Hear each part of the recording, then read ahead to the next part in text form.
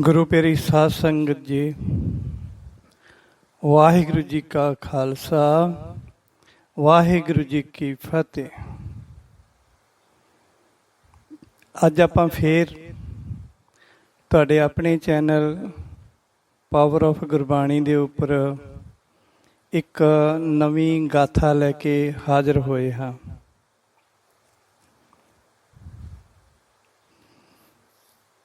ਅੱਜ ਦਾ ਆਪਣਾ ਵਿਸ਼ਾ ਹੈ ਜਾਪ ਸਾਹਿਬ ਦੀ ਸ਼ਕਤੀ। ਤੇ ਇਸ ਜਾਪ ਸਾਹਿਬ ਦੀ ਸ਼ਕਤੀ ਦੇ ਵਿੱਚ ਆਪਾਂ ਸੁਣਾਂਗੇ ਕਿ ਇੱਕ ਬੀਬੀ ਕੰਧਾਂ ਵਿੱਚ ਸਿਰ ਮਾਰਦੀ ਹੁੰਦੀ ਸੀ।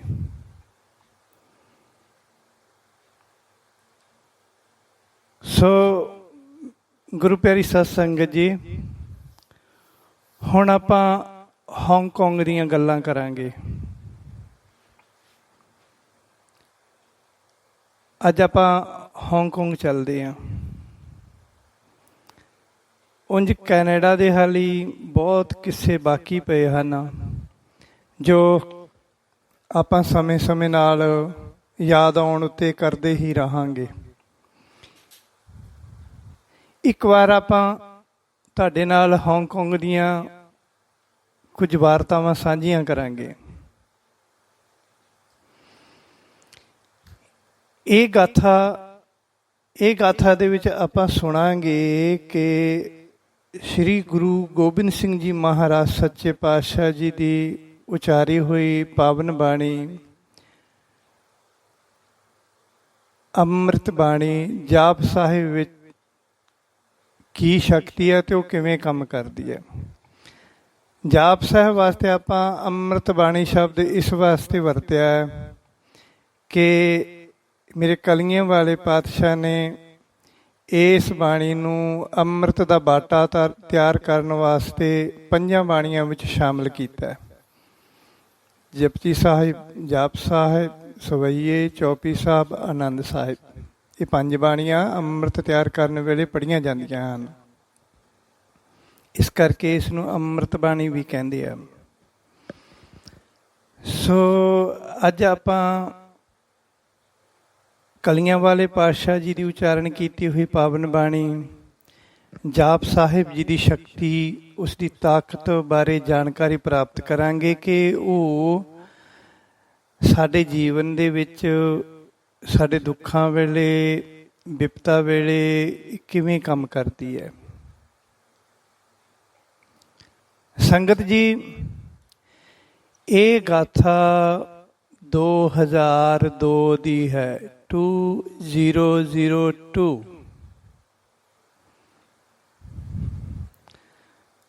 ਉਸ ਵੇਲੇ ਮੈਂ ਪਹਿਲੀ ਵਾਰ ਇੰਡੀਆ ਤੋਂ ਬਾਹਰ ਗਿਆ ਸੀ।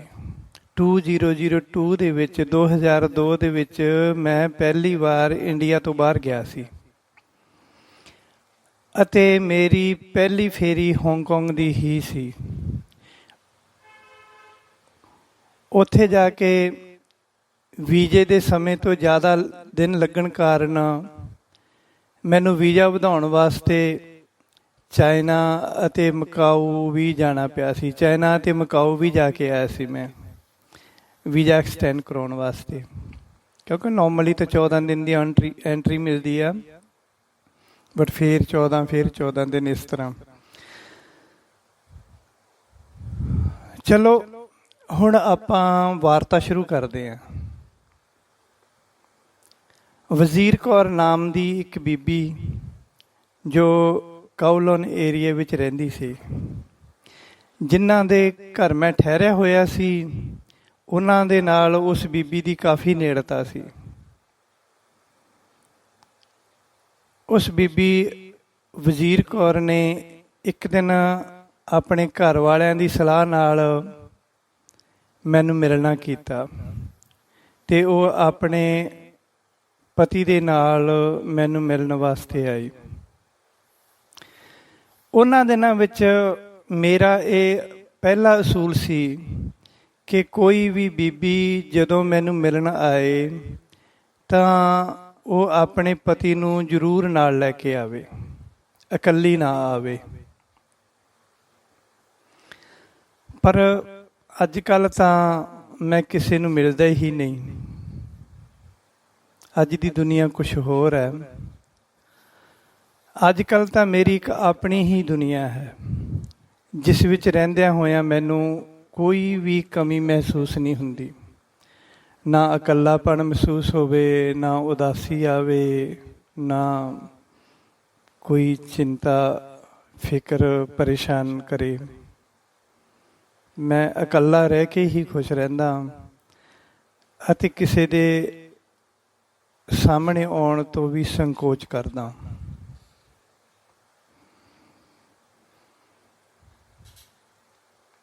ਉਸ ਬੀਬੀ ਨੇ ਮੈਨੂੰ ਮਿਲ ਕੇ ਇਹ ਦੱਸਿਆ ਕਿ ਮੇਰਾ ਸਿਰ ਬਹੁਤ ਦਰਦ ਕਰਦਾ ਰਹਿੰਦਾ ਹੈ। ਇੰਨਾ ਦਰਦ ਕਰਦਾ ਹੈ ਕਿ ਦਰਦ ਵੇਲੇ ਮੈਂ ਕੰਧਾਂ ਦੇ ਨਾਲ ਸਿਰ ਮਾਰਨ ਲੱਗ ਜਾਂਦੀ ਹਾਂ। ਮੇਰੇ ਵੱਸ ਵਿੱਚ ਕੁਝ ਨਹੀਂ ਰਹਿੰਦਾ ਅਤੇ ਮੇਰੇ ਹੱਥ ਵਿੱਚ ਜੋ ਵੀ ਆਉਂਦਾ ਹੈ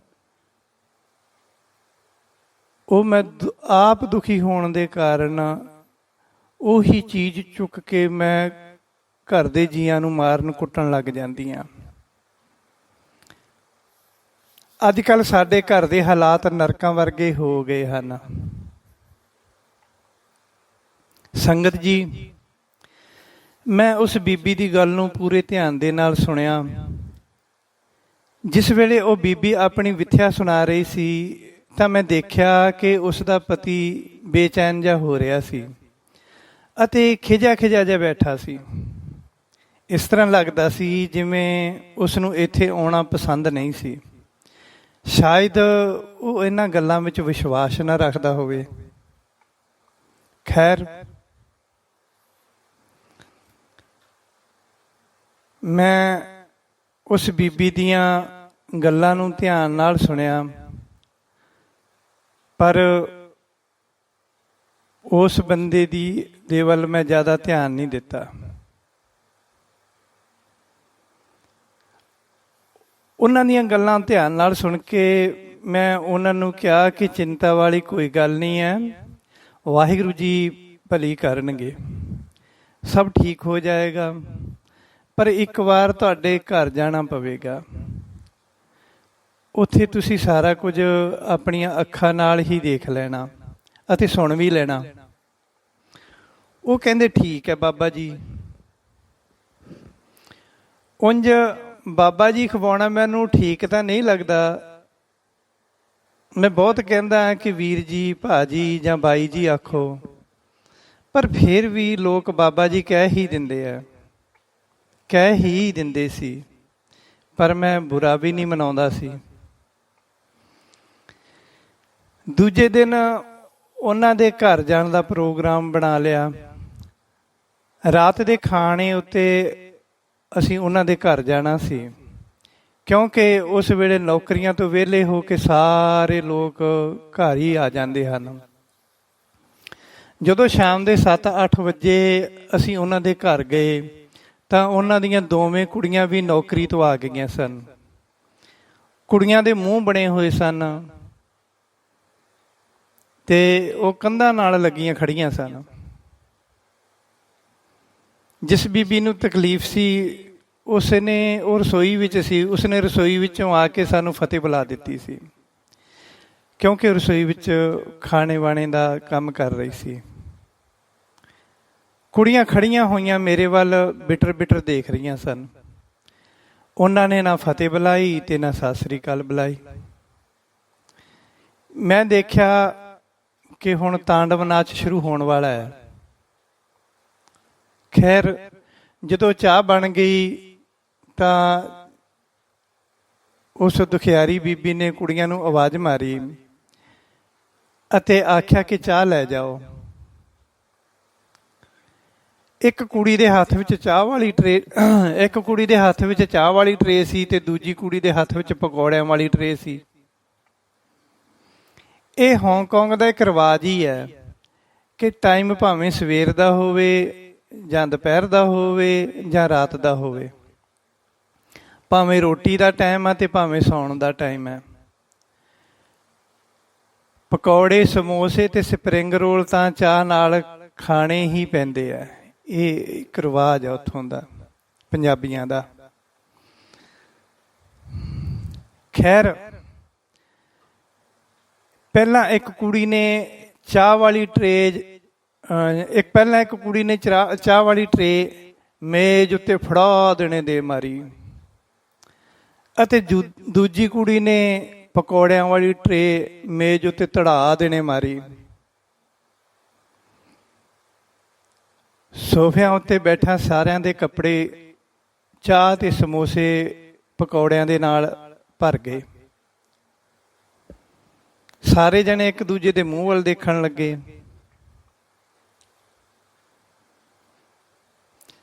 ਬਸ ਇਹ ਐਕਸ਼ਨ ਹੁੰਦਿਆਂ ਹੀ ਕੁੜੀਆਂ ਨੇ ਚੀਕਾਂ ਮਾਰਨੀਆਂ ਸ਼ੁਰੂ ਕਰ ਦਿੱਤੀਆਂ, ਅਤੇ ਉਹਨਾਂ ਦੇ ਕੇਸ ਆਪਣੇ ਆਪ ਖੁੱਲ੍ਹ ਕੇ ਇੱਕ ਡਰਾਉਣੀ ਜੀ ਦਸ਼ਾ ਵਿੱਚ ਆ ਗਏ। ਉਹ ਉੱਚੀ ਉੱਚੀ ਬੋਲ ਰਹੀਆਂ ਸਨ ਕਿ ਅਸੀਂ ਵਜ਼ੀਰੋ ਨੂੰ ਨਾਲ ਲੈ ਕੇ ਜਾਣਾ, ਤੇ ਨਾਲ ਲੈ ਕੇ ਹੀ ਜਾਵਾਂਗੀਆਂ, ਐਵੇਂ ਨਹੀਂ ਜਾਂਦੀਆਂ ਇੱਥੋਂ। ਜਿਹੜਾ ਵੀ ਕੋਈ ਸਾਡੇ ਰਾਹ ਵਿੱਚ ਆਵੇਗਾ ਅਸੀਂ ਉਸ ਨੂੰ ਵੀ ਜਿੰਦਾ ਨਹੀਂ ਛੱਡਣਾ। ਫਿਰ ਮੈਨੂੰ ਕਹਿੰਦੀਆਂ, ਬਾਬਿਆ ਅਸੀਂ ਤੇਰੀ ਵੀ ਧੌਣ ਮਰੋੜ ਦੇਣੀ ਹੈ, ਤੂੰ ਸਾਨੂੰ ਜਾਣਦਾ ਨਹੀਂ, ਅਸੀਂ ਕਾਲੇ ਇਲਮ ਦੀਆਂ ਬੰਨੀਆਂ ਹੋਈਆਂ ਆਈਆਂ, ਅਤੇ ਬੰਦਾ ਤਾਂ ਕੀ, ਅਸੀਂ ਤਾਂ ਦਰਖਤਾਂ ਨੂੰ ਪੁੱਟ ਕੇ ਸੁੱਟ ਸਕਦੀਆਂ। ਫਿਰ ਉਹਨਾਂ ਨੇ ਆਪਣੇ ਨਾਮ ਵੀ ਦੱਸੇ ਅਤੇ ਉਸ ਸ਼ਖਸ ਦਾ ਨਾਮ ਵੀ ਲਿਆ ਜਿਸ ਨੇ ਕਾਲੇ ਇਲਮ ਵਿੱਚ ਬੰਨ੍ਹ ਕੇ ਉਹਨਾਂ ਨੂੰ ਭੇਜਿਆ ਸੀ। ਕਮਰੇ ਵਿੱਚ ਬੈਠੇ ਸਾਰਿਆਂ ਜਣਿਆਂ ਦੀਆਂ ਅੱਖਾਂ ਟੱਡੀਆਂ ਰਹਿ ਗਈਆਂ। ਉਹ ਦੁਖਿਆਰੀ ਭੈਣ ਦੇ ਘਰ ਵਾਲਾ ਹੱਕਾ ਬੱਕਾ ਜਿਹਾ ਹੋਇਆ ਬੈਠਾ ਸੀ, ਜੋ ਪਹਿਲੇ ਦਿਨ ਮਜ਼ਾਕੀਆਂ ਜਿਹੀਆਂ ਅੱਖਾਂ ਨਾਲ ਮੇਰੇ ਵੱਲ ਦੇਖ ਰਿਹਾ ਸੀ। ਫਿਰ ਉਹ ਦੋਵੇਂ ਕੁੜੀਆਂ ਇੱਕਦਮ ਚੁੱਪ ਕਰ ਗਈਆਂ ਅਤੇ ਦੀਵਾਰ ਦੀ ਢੋਹ ਲਾ ਕੇ ਹਾਰੇ ਜਵਾਰੀਏ ਵਾਂਗ ਦੀਵਾਰ ਦੇ ਨਾਲ ਹੀ ਬੈਠ ਗਈਆਂ। ਉਹਨਾਂ ਦੇ ਚੁੱਪ ਕਰਨ ਦੀ ਦੇਰ ਸੀ ਕਿ ਉਹ ਪੀੜਤ ਬੀਬੀ ਸ਼ੁਰੂ ਹੋ ਗਈ। ਉਹ ਵੀ ਉੱਥੇ ਆ ਕੇ ਲਿਟਣ ਲੱਗੀ ਅਤੇ ਚੂੰ ਚੂੰ ਕਰਨ ਲੱਗੀ, ਸੱਪ ਵਾਂਗੂ ਫਕਾਰੇ ਮਾਰਨ ਲੱਗੀ। ਆਪਣੇ ਸਿਰ ਨੂੰ ਆਪਣੇ ਹੱਥਾਂ ਨਾਲ ਹੀ ਫੜ ਕੇ ਦੀਵਾਰ ਦੇ ਨਾਲ ਮਾਰਨ ਲੱਗੀ। ਇਹ ਸਾਰੀਆਂ ਹਰਕਤਾਂ ਹੋਣ ਵੇਲੇ ਮੈਂ ਕੋਈ ਵੀ ਰਿਐਕਸ਼ਨ ਨਾ ਦਿੱਤਾ। ਉਹਨਾਂ ਦੀ ਸਾਰੀ ਐਕਟੀਵਿਟੀ ਅਤੇ ਉਹਨਾਂ ਦਾ ਪਲਾਨ ਸਾਰਿਆਂ ਦੇ ਸਾਹਮਣੇ ਜੋ ਲਿਆਉਣਾ ਸੀਗਾ, ਇਹ ਸਾਰਾ ਕੁਝ ਦੇਖ ਸੁਣ ਕੇ ਉਸ ਬੀਬੀ ਦੇ ਘਰ ਵਾਲਾ ਹੱਥ ਜੋੜ ਕੇ ਖੜਾ ਹੋ ਗਿਆ ਤੇ ਕਹਿਣ ਲੱਗਾ, ਭਾਜੀ ਮੇਰੇ ਘਰ ਨੂੰ ਬਚਾ ਲਓ, ਮੇਰੇ ਘਰ ਵਾਲੀ ਨੂੰ ਬਚਾ ਲਓ, ਨਹੀਂ ਤਾਂ ਮੇਰਾ ਘਰ ਬਰਬਾਦ ਹੋ ਜਾਏਗਾ। ਮੇਰੇ 2 ਹੀ ਕੁੜੀਆਂ ਹਨ। ਮੈਂ ਕਿਹਾ ਕੋਈ ਗੱਲ ਨਹੀਂ, ਚਿੰਤਾ ਨਾ ਕਰੋ, ਵਾਹਿਗੁਰੂ ਜੀ ਸਭ ਠੀਕ ਕਰਨਗੇ, ਸਭ ਠੀਕ ਹੋ ਜਾਏਗਾ। ਇਹ ਤਾਂ ਇੱਕ ਟ੍ਰੇਲਰ ਸੀ। ਇਹ ਜਦੋਂ ਦੀਆਂ ਇਸ ਘਰ ਵਿੱਚ ਆਈਆਂ ਅੱਜ ਤੱਕ ਬੋਲੀਆਂ ਨਹੀਂ ਸੀ। ਅੱਜ ਇਹਨਾਂ ਦੇ ਬੋਲਣ ਨਾਲ ਤੁਹਾਨੂੰ ਸਾਰਾ ਪਤਾ ਚੱਲ ਗਿਆ, ਨਹੀਂ ਤਾਂ ਤੁਹਾਨੂੰ ਲੱਗਣਾ ਸੀ ਕਿ ਮੈਂ ਜੋ ਵੀ ਕਹਿ ਰਿਹਾ ਸ਼ਾਇਦ ਉਹ ਝੂਠ ਹੈ। ਫਿਰ ਮੈਂ ਜਲ ਉੱਤੇ ਮੂਲ ਮੰਤਰ ਦਾ ਪਾਠ ਕਰਕੇ ਅਤੇ ਹੋਰ 5 ਸ਼ਬਦਾਂ ਦਾ ਪਾਠ ਕਰਕੇ, ਜਲ ਨੂੰ ਹੱਥ ਵਿੱਚ ਫੜ ਕੇ ਮੂਲ ਮੰਤਰ ਦਾ ਪਾਠ ਕਰਕੇ, ਹੋਰ 5 ਸ਼ਬਦਾਂ ਦਾ ਪਾਠ ਕਰਕੇ ਉਸ ਬੀਬੀ ਨੂੰ 2 ਘੁੱਟ ਪਿਲਾ ਦਿੱਤਾ ਅਤੇ ਬਾਕੀ ਸਾਰਾ ਬਚਿਆ ਹੋਇਆ ਜਲ ਉਸ ਬੀਬੀ ਦੇ ਉੱਤੇ ਹੀ ਮੁਧਾ ਦਿੱਤਾ। 5 ਕੁ ਮਿੰਟਾਂ ਬਾਅਦ ਉਹ ਠੀਕ ਹੋ ਗਈ। ਸੰਗਤ ਜੀ, ਸਾਡੇ ਚਾਹ ਪਕੌੜੇ ਤਾਂ ਵਿਚਾਰੇ ਆਏ ਗਏ ਹੋ ਗਏ,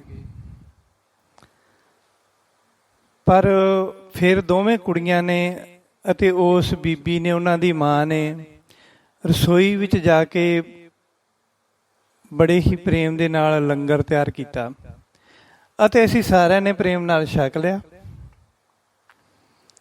ਫਿਰ ਉਹਨਾਂ ਨੂੰ ਸਮਝਾਇਆ ਕਿ ਵਿਧੀ ਪੂਰਵਕ ਜਾਪ ਸਾਹਿਬ ਦਾ ਪਾਠ ਕਰਨਾ ਹੋਵੇਗਾ ਅਤੇ ਇਸ ਬੀਬੀ ਨੇ ਕੋਲੇ ਬੈਠ ਕੇ ਸੁਣਨਾ ਹੋਵੇਗਾ। ਇਹ ਜਾਪ ਸਾਹਿਬ ਦਾ ਪਾਠ ਲਗਾਤਾਰ 7 ਦਿਨ ਕਰਨਾ ਹੋਵੇਗਾ ਅਤੇ ਪਾਠ ਤੋਂ ਬਾਅਦ ਹਰ ਰੋਜ਼ ਇੱਕ ਨਾਰੀਅਲ ਦੀ ਭੇਟਾ ਜਾਂ ਬਲੀ ਦੇਣੀ ਹੋਵੇਗੀ, ਤਾਂ ਫਿਰ ਜਾ ਕੇ ਇਹ ਬੀਬੀ ਬਿਲਕੁਲ ਠੀਕ ਹੋ ਜਾਵੇਗੀ।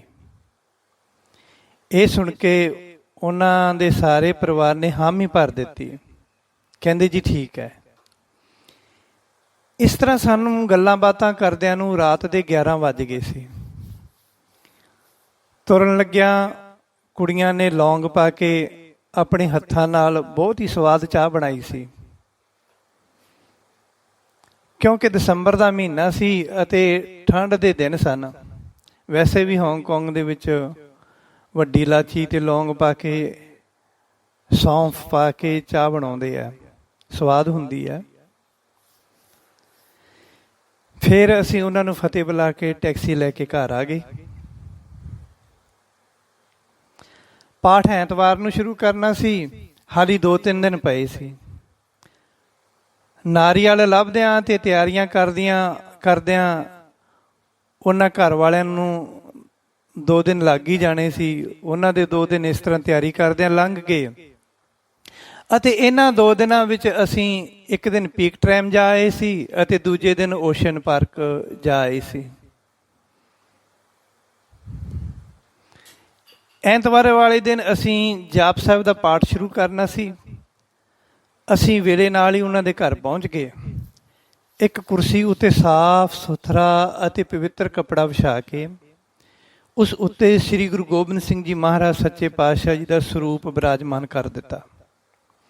ਉਸ ਦੇ ਥੱਲੇ ਇੱਕ ਗੜਵੀ ਜਲ ਪਾ ਕੇ ਰੱਖ ਦਿੱਤੀ, ਇੱਕ ਗੜਵੀ ਦੇ ਵਿੱਚ ਜਲ ਪਾ ਕੇ ਰੱਖ ਦਿੱਤਾ। ਉਸ ਦੇ ਨਾਲ ਹੀ ਇੱਕ ਪੱਥਰ ਧੋ ਕੇ ਸਾਫ਼ ਕਰਕੇ ਰੱਖ ਦਿੱਤਾ ਅਤੇ ਉਸ ਦੇ ਕੋਲੇ ਹੀ ਇੱਕ ਨਾਰੀਅਲ ਧੋ ਕੇ ਰੱਖ ਦਿੱਤਾ ਛਿੱਲਿਆ ਹੋਇਆ। ਨਾਲ ਹੀ ਇੱਕ ਟੋਕਾ ਰੱਖ ਦਿੱਤਾ ਧੋ ਕੇ। ਫਿਰ ਉਸ ਦੁਖਿਆਰੀ ਬੀਬੀ ਨੇ ਇਸ਼ਨਾਨ ਕੀਤਾ ਅਤੇ ਸਾਫ਼ ਸੁਥਰੇ ਕੱਪੜੇ ਪਾ ਕੇ ਕਮਰੇ ਵਿੱਚ ਹਾਜ਼ਰ ਹੋ ਗਈ। ਉਸ ਦੇ ਪਤੀ ਨੇ 7 ਦਿਨਾਂ ਵਾਸਤੇ ਕੰਮ ਤੋਂ ਛੁੱਟੀਆਂ ਲੈ ਲਈਆਂ ਸਨ। ਜਿਨ੍ਹਾਂ ਦੇ ਘਰ ਮੈਂ ਰਹਿੰਦਾ ਸੀ ਉਹ ਭੈਣ ਜੀ ਵੀ ਮੇਰੇ ਨਾਲ ਆਏ ਸਨ। ਪਾਠ ਸ਼ੁਰੂ ਕਰਨ ਤੋਂ ਪਹਿਲਾਂ ਮੈਂ ਉਸ ਭੈਣ ਜੀ ਦੇ, ਦੁਖਿਆਰੀ ਭੈਣ ਜੀ ਦੇ ਪਤੀ ਨੂੰ ਅਤੇ ਨਾਲ ਆਏ ਭੈਣ ਜੀ ਨੂੰ ਸਮਝਾ ਦਿੱਤਾ ਸੀ ਕਿ ਪਾਠ ਕਰਨ ਵੇਲੇ ਤੁਸੀਂ ਇਸ ਬੀਬੀ ਦੇ ਕੋਲੇ ਬੈਠੇ ਰਹਿਣਾ। ਪਾਠ ਕਰਨ ਵਾਲੇ ਵੇਲੇ ਇਹ ਬੀਬੀ ਭੱਜਣ ਦੀ ਕੋਸ਼ਿਸ਼ ਕਰੇਗੀ ਅਤੇ ਤੁਸੀਂ ਇਸ ਨੂੰ ਫੜ ਕੇ ਰੱਖਣਾ, ਭੱਜਣ ਨਹੀਂ ਦੇਣਾ।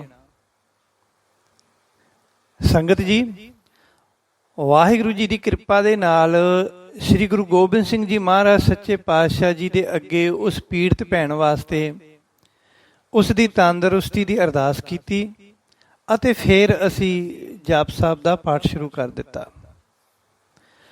ਅਜੇ 2 ਕੁ ਮਿੰਟ ਹੋਏ ਸੀ ਜਾਪ ਸਾਹਿਬ ਜੀ ਦਾ ਪਾਠ ਸ਼ੁਰੂ ਹੋਏ ਨੂੰ ਕਿ ਉਸ ਭੈਣ ਜੀ ਨੇ ਇੱਕ ਡਰਾਉਣੀ ਜੀ ਆਵਾਜ਼ ਵਿੱਚ ਹਾਂ ਆਖਿਆ ਅਤੇ ਇਸ ਤਰ੍ਹਾਂ ਕਹਿ ਕੇ ਉਹ ਬਾਹਰ ਨੂੰ ਭੱਜਣ ਦੀ ਕੋਸ਼ਿਸ਼ ਕਰਨ ਲੱਗੀ। ਪਰ ਉਹਨਾਂ ਦੋਵਾਂ ਜਣਿਆਂ ਨੇ ਉਸ ਨੂੰ ਉੱਥੇ ਹੀ ਦਬੋਚ ਲਿਆ। ਉਹ ਸੱਪ ਵਾਂਗ ਫੁਕਾਰੇ ਮਾਰਨ ਲੱਗੀ ਅਤੇ ਸੂਰ ਵਾਂਗ ਘੁਰ-ਘੁਰ ਕਰ ਰਹੀ ਸੀ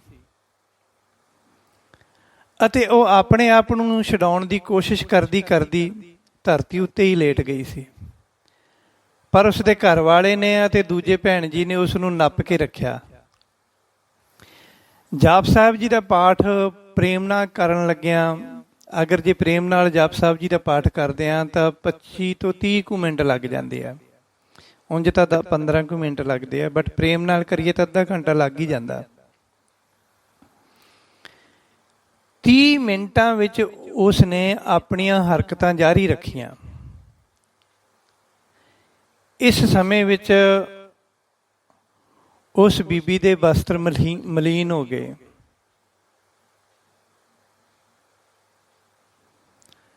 ਜਾਪ ਸਾਹਿਬ ਜੀ ਦੇ ਪਾਠ ਦੀ ਸਮਾਪਤੀ ਤੋਂ ਬਾਅਦ ਅਰਦਾਸ ਕੀਤੀ ਅਤੇ ਬੋਲੇ ਸੋ ਨਿਹਾਲ ਸਤਿ ਸ੍ਰੀ ਅਕਾਲ ਦਾ ਜੈਕਾਰਾ ਛੱਡ ਕੇ ਟੋਕੇ ਨਾਲ ਨਾਰੀਅਲ ਉੱਤੇ ਵਾਰ ਕੀਤਾ ਤਾਂ ਉਸ ਨਾਰੀਅਲ ਦੇ 2 ਟੋਟੇ ਹੋ ਗਏ। ਨਾਰੀਅਲ ਦੀ ਬਲੀ ਦਿੰਦਿਆਂ ਸਾਰ ਹੀ ਉਹ ਭੈਣ ਜੀ ਬੇਹੋਸ਼ ਹੋ ਗਏ ਅਤੇ ਉਸ ਨੂੰ ਕੁਝ ਸਮੇਂ ਵਾਸਤੇ ਉੱਥੇ ਹੀ ਪਏ ਰਹਿਣ ਦਿੱਤਾ।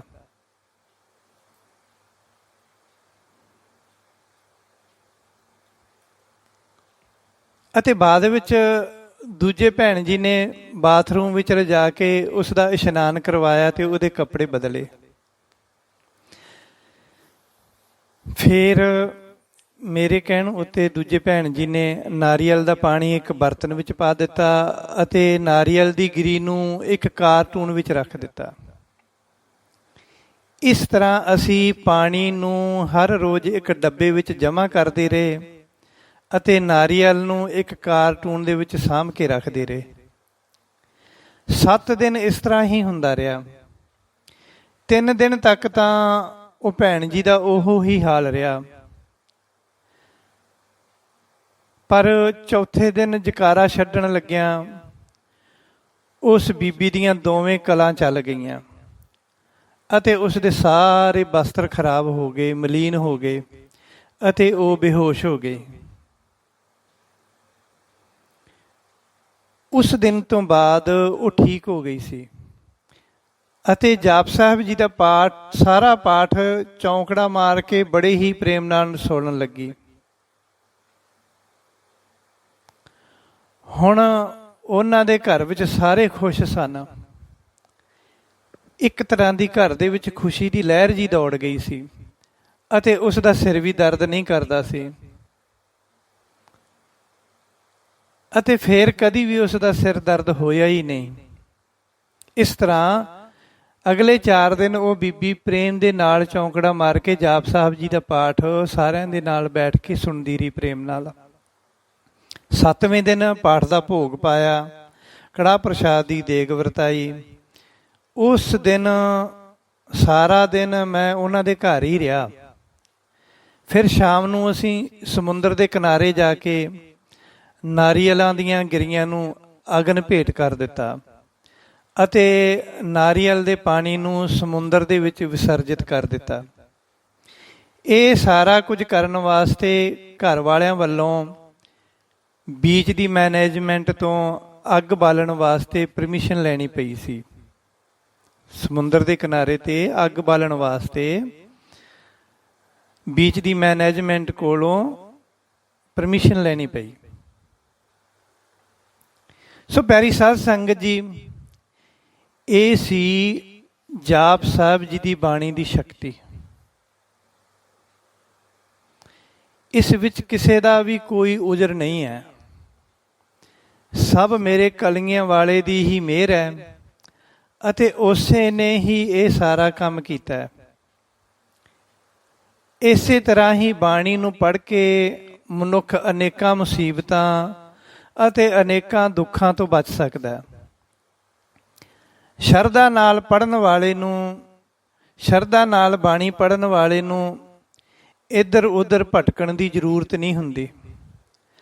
ਬਾਣੀ ਐਨੇ ਵਿਸ਼ਵਾਸ ਨਾਲ ਅਤੇ ਪਿਆਰ ਨਾਲ ਪੜ੍ਹੋ ਜਿਵੇਂ ਤੁਸੀਂ ਗੁਰੂ ਸਾਹਿਬ ਜੀ ਨਾਲ ਗੱਲਾਂ ਕਰ ਰਹੇ ਹੋਵੋ। ਫਿਰ ਤੁਹਾਡੇ ਕੰਮ ਆਪੇ ਹੀ ਬਾਬਾ ਨਾਨਕ ਜੀ ਕਰਨਗੇ। ਗੁਰੂ ਜੀ ਤੁਹਾਡੇ ਪਿਆਰ ਵਿੱਚ ਬੇਵੱਸ ਹੋ ਜਾਂਦੇ ਹਨ ਅਤੇ ਫਿਰ ਗੁਰਬਾਣੀ ਮੁਤਾਬਕ ਸੇਵਕ ਕੋ ਨਿਕਟੀ ਹੋਏ ਦਿਖਾਵੈ, ਜੋ ਜੋ ਕਹੇ ਠਾਕਰ ਪੈ ਸੇਵਕ ਤਤਕਾਲ ਹੋਏ ਆਵੈ। ਇਹਨਾਂ ਪੰਕਤੀਆਂ ਦਾ ਅਰਥ ਹੈ ਕਿ ਵਾਰ-ਵਾਰ ਬੇਨਤੀਆਂ ਕਰਨ ਉੱਤੇ ਵਾਹਿਗੁਰੂ ਜੀ ਆਪਣੇ ਸੇਵਕਾਂ ਨੂੰ ਉਸਦੇ ਬਹੁਤ ਨਜ਼ਦੀਕ ਹੋ ਕੇ ਦਿਖਾ ਦਿੰਦੇ ਹਨ। ਸੇਵਕ ਆਪਣੀਆਂ ਜੋ ਜੋ ਇੱਛਾਵਾਂ ਠਾਕੁਰ ਵਾਹਿਗੁਰੂ ਜੀ ਨੂੰ ਆਖਦਾ ਹੈ, ਵਾਹਿਗੁਰੂ ਜੀ ਤਤਕਾਲ ਹੀ ਆ ਕੇ ਪੂਰੀਆਂ ਕਰ ਦਿੰਦੇ ਹਨ। ਇੰਨਾ ਕੌਨਫੀਡੈਂਸ ਸਾਡੇ ਦੇ ਵਿੱਚ ਹੋਣਾ ਚਾਹੀਦਾ। ਇੰਨਾ ਪਿਆਰ ਸਾਡਾ ਸਤਿਗੁਰੂ ਜੀ ਦੇ ਨਾਲ ਹੋਣਾ ਚਾਹੀਦਾ ਕਿ ਉਹ ਤੁਹਾਡੇ ਪਿਆਰ ਦੇ ਵਿੱਚ ਬੇਵੱਸ ਹੋ ਕੇ, ਤੁਹਾਡੇ ਪਿਆਰ ਦੇ ਵਿੱਚ ਤੁਹਾਡੇ ਪਿਆਰ ਦੇ ਵੱਸ ਹੋ ਕੇ ਤੁਹਾਡੀ ਹਰ ਗੱਲ ਨੂੰ ਨੇੜੇ ਹੋ ਕੇ ਸੁਣੇ ਅਤੇ ਤੁਹਾਡੇ ਕੰਮ ਹੋ ਜਾਣ। ਜਿਵੇਂ ਬਾਪ ਕੋਲੋਂ ਰੋ ਕੇ ਚਾਕਲੇਟ ਲੈ ਲੈਂਦੇ ਹੋ ਨਾ, ਬਚਪਨ ਦੇ ਵਿੱਚ ਇੱਦਾਂ ਹੀ ਕਰਦੇ ਸੀ, ਰੋ ਰੋ ਕੇ ਚਾਕਲੇਟ ਲੈਂਦੇ ਸੀ ਤੇ ਮਿਲ ਵੀ ਜਾਂਦੀ ਸੀ। ਪਰ ਵੱਡੇ ਬਾਪੂ ਦੇ ਸਾਹਮਣੇ ਰੋਣ ਲੱਗਿਆ ਸ਼ਰਮ ਆਉਂਦੀ ਹੈ ਸਾਨੂੰ। ਉਹਦੇ ਸਾਹਮਣੇ ਰੋਇਆ ਕਰੋ ਤਾਂ ਕਿ ਕਿਸੇ ਮਨੁੱਖ ਦੇ ਸਾਹਮਣੇ ਨਾ ਰੋਣਾ ਪਵੇ। ਸੰਗਤ ਜੀ, ਸੰਸਾਰ ਇੱਕ ਸਾਗਰ ਹੈ ਅਤੇ ਇਸ ਵਿੱਚ ਗ੍ਰਹਿਸਥੀ ਬੰਦਾ ਡੁੱਬਦਾ ਅਤੇ ਤਰਦਾ ਹੀ ਰਹਿੰਦਾ ਹੈ। ਲੋੜਾਂ ਦੀ ਥੋੜ ਅਤੇ ਬਿਮਾਰੀਆਂ ਸਾਡੇ ਜੀਵ ਦਾ ਇੱਕ ਅੰਗ ਹਨ। ਇਹ ਸਾਰਾ ਕੁਝ ਤਾਂ ਸੰਤਾਂ ਭਗਤਾਂ ਨਾਲ ਵੀ ਹੁੰਦਾ ਹੈ। ਨਾਮ ਜਪਦਿਆਂ ਅਤੇ ਬਾਣੀ ਪੜ੍ਹਦਿਆਂ ਵੀ ਇਹਨਾਂ ਚੀਜ਼ਾਂ ਦੀ ਹੋਂਦ ਜੀਵਨ ਵਿੱਚ ਬਣੀ ਰਹਿੰਦੀ ਹੈ, ਕਦੇ ਵਾਧੂ ਤੇ ਕਦੇ ਕਮੀ। ਜੇ ਗਰੀਬੀ ਅਤੇ ਮੁਸੀਬਤਾਂ ਵਿੱਚ ਭਗਤ ਨਹੀਂ ਘਬਰਾਏ ਤਾਂ ਸਾਨੂੰ ਵੀ ਨਹੀਂ ਘਬਰਾਉਣਾ ਚਾਹੀਦਾ। ਜੇ ਅਸੀਂ ਸੋਚੀਏ, ਅਸੀਂ ਕਹੀਏ ਇਹਦੇ ਆਨਸਰ ਵਿੱਚ ਕਿ ਉਹ ਤਾਂ ਭਗਤ ਸਨ, ਤਾਂ ਭਗਤ ਤੋਂ ਪਹਿਲਾਂ ਧੁਰ ਤੋਂ ਤਾਂ ਨਹੀਂ ਬਣ ਕੇ ਆਏ ਸੀ ਨਾ। ਨਾਮ ਜਪਦਿਆਂ ਜਪਦਿਆਂ ਉਹਨਾਂ ਨੇ ਆਪਣੀ ਅਵਸਥਾ ਹੀ ਇਹੋ ਜਿਹੀ ਬਣਾ ਲਈ ਸੀ ਕਿ ਉਹਨਾਂ ਨੂੰ ਕੋਈ ਚੀਜ਼ ਮਹਿਸੂਸ ਹੀ ਨਹੀਂ ਹੁੰਦੀ ਸੀ। ਜੇ ਅਸੀਂ ਵੀ ਨਾਮ ਜਪ ਕੇ ਉਹੋ ਜਿਹੀ ਅਵਸਥਾ ਬਣਾ ਲਈਏ, ਆਪਣੇ ਵਿਚਾਰਾਂ ਨੂੰ ਚੇਂਜ ਕਰ ਲਈਏ, ਬੁੱਲਿਆ ਰੱਬ ਦਾ ਕੀ ਪਾਉਣਾ, ਇੱਧਰੋਂ ਪੱਟ ਕੇ ਇੱਧਰ ਲਾਉਣਾ, ਹਜੇ ਸਾਡੀ ਸੋਲ, ਸਾਡੇ ਵਿਚਾਰ, ਸਾਡਾ ਮਨ ਝੋਨੇ ਦੀ ਜੀਰੀ ਵਰਗਾ ਹੈ। ਤੇ ਜੀਰੀ ਜਿੱਥੇ ਲੱਗੀ ਹੋਵੇ ਉੱਥੇ ਉਸ ਨੂੰ ਝੋਨੇ ਦਾ ਫਲ ਨਹੀਂ ਲੱਗਦਾ। ਉਸ ਨੂੰ ਪੁੱਟ ਕੇ ਖੇਤ ਵਿੱਚ ਲਾਉਣਾ ਪੈਂਦਾ, ਫਿਰ ਉਹਦਾ ਝਾੜ ਨਿਕਲਦਾ। ਇਸੇ ਤਰ੍ਹਾਂ ਜਿੱਥੇ ਸਾਡਾ ਹੁਣ ਮਨ ਖੜਾ ਹੋਇਆ ਉੱਥੋਂ ਪੁੱਟ ਕੇ ਵਾਹਿਗੁਰੂ ਜੀ ਨਾਲ ਲਾਓ, ਫਿਰ ਝਾੜ ਲੱਗੂਗਾ, ਫਿਰ ਫਲ ਲੱਗਣਗੇ। ਪਰ ਜੇ ਨਾਮ ਜਪਦਿਆਂ ਤੇ ਬਾਣੀ ਪੜ੍ਹਦਿਆਂ ਨਿੰਦਿਆ, ਚੁਗਲੀ, ਅਹੰਕਾਰ ਅਤੇ ਬੁਰਾਈਆਂ ਸਾਡੇ ਅੰਦਰ ਉਸੇ ਤਰ੍ਹਾਂ ਜਾਗਤ ਹਨ, ਤਾਂ ਇਸ ਦਾ ਮਤਲਬ ਹੈ ਕਿ ਅਜੇ ਸਾਡਾ ਬਾਣੀ ਨਾਲ ਪਿਆਰ ਨਹੀਂ ਪਿਆ ਅਤੇ ਸ਼ਰਧਾ ਨਹੀਂ ਜਾਗੀ।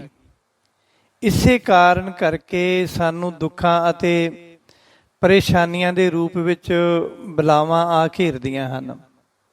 ਬਾਣੀ ਪੜ੍ਹਦਿਆਂ ਵੀ ਸਾਨੂੰ ਲੱਗਦਾ ਹੈ ਕਿ ਸਾਡੇ ਉੱਤੇ ਕਿਸੇ ਨੇ ਜਾਦੂ ਟੋਣਾ ਕਰ ਦਿੱਤਾ ਜਾਂ ਕਿਸੇ ਨੇ ਸਾਨੂੰ ਕੁਝ ਖਵਾ ਦਿੱਤਾ।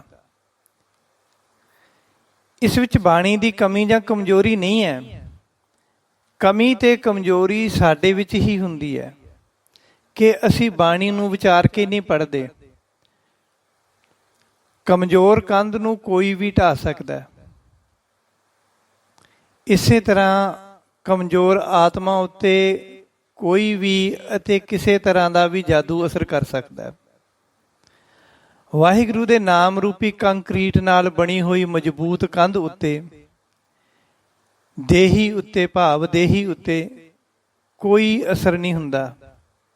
ਸਤਿਗੁਰੂ ਬਾਣੀ ਵਿੱਚ ਕਹਿੰਦੇ ਗੁਰਮੁਖ ਸਦਾ ਨ ਰੋਆ।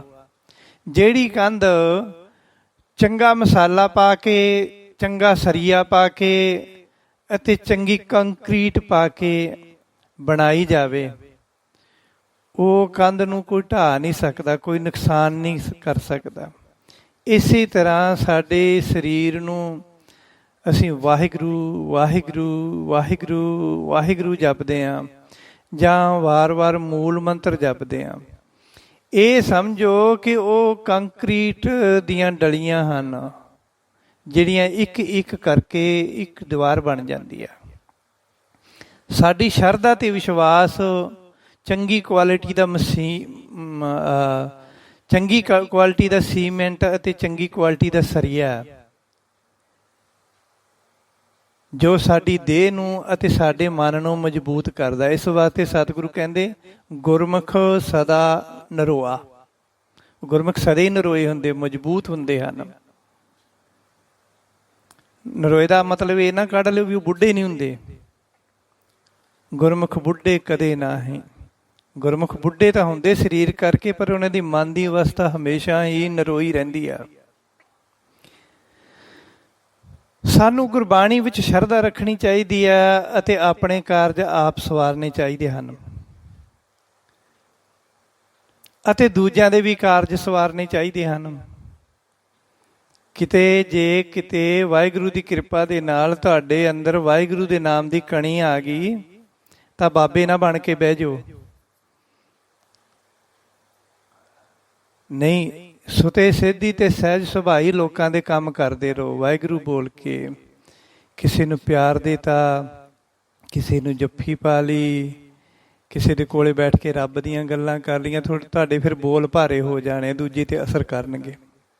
ਸੋ ਇਸ ਤਰ੍ਹਾਂ ਸਾਨੂੰ ਗੁਰਬਾਣੀ ਦੇ ਉੱਤੇ ਸ਼ਰਧਾ ਰੱਖਣੀ ਚਾਹੀਦੀ, ਸ਼ਰਧਾ ਨਾਲ ਪੜ੍ਹਨੀ ਚਾਹੀਦੀ ਹੈ, ਆਪਣੇ ਕਾਰਜ ਆਪ ਸਵਾਰਨੇ ਚਾਹੀਦੇ ਹਨ।